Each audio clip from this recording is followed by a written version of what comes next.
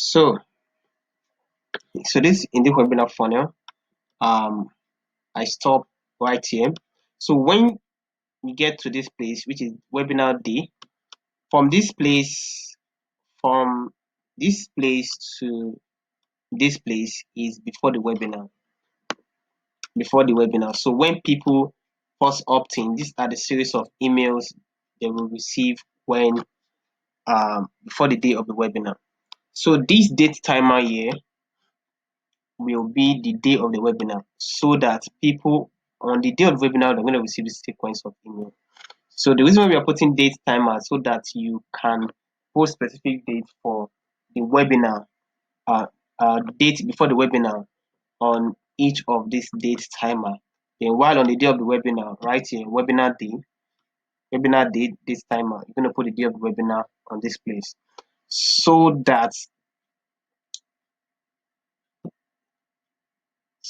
on the day of the webinar in the morning, and please you have to put the time. Let's say the day of the webinar is uh tomorrow, Friday. So you're gonna put 12 a.m.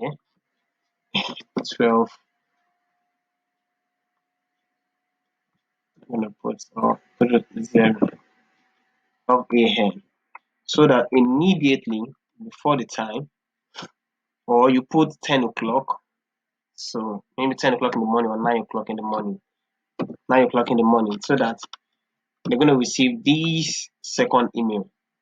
Then we have another delay timer, which will be, this is a delay timer. It's going from a date timer. This is a delay timer.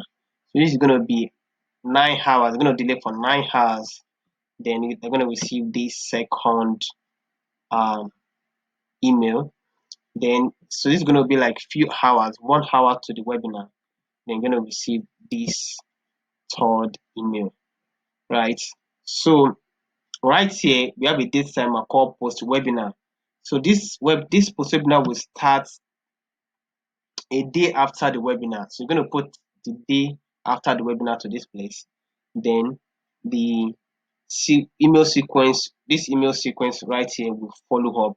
And we've given guidelines on the type of emails that needs to be on each of those emails. All you need to do is to click on them, edit the email, and then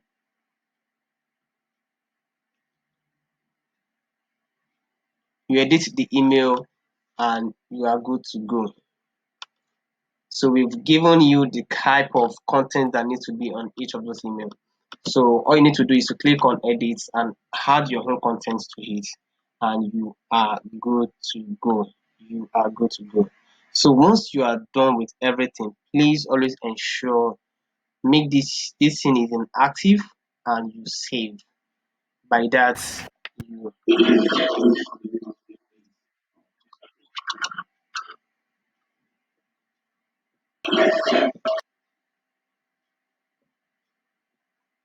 okay. So once you're done, then you can exit out of this place.